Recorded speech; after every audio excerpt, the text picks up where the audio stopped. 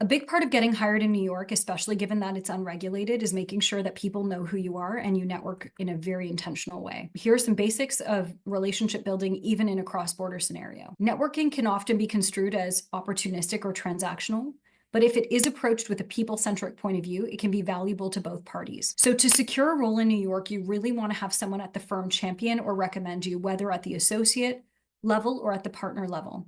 If these individuals have met you, they like you, and they're willing to pass your name along to HR, your application gets moved to the top of the pile. You can get introductions from them or speak with them directly. And any summer students from your school who were in New York last summer, go and talk to them.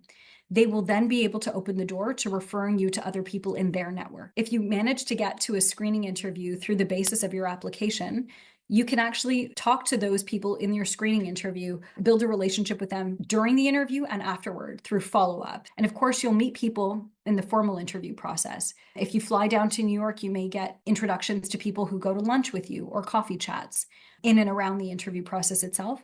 Even at that late stage, when you're in the final round interview, you can still build relationships that tip the balance in your favor simply by being like very personable in the interview itself and in the periphery when they say, is there anyone else you would like to meet? So do not be shy and get proactive about setting up Zoom calls or coffee chats.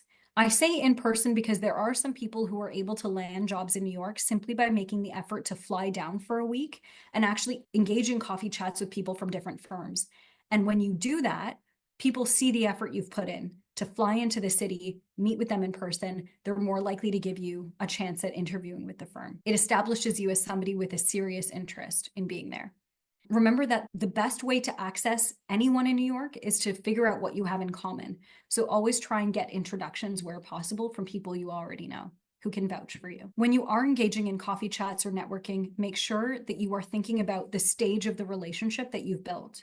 So if you've met somebody for the first time, you just want to gather information from them, learn more about their law firm, practice area, their experience in the recruitment process, and thank them for their time. So gauge where the comfort level is of the person you're interacting with to see, is it appropriate for me to be asking them to review my resume and cover letter or to refer me on to HR?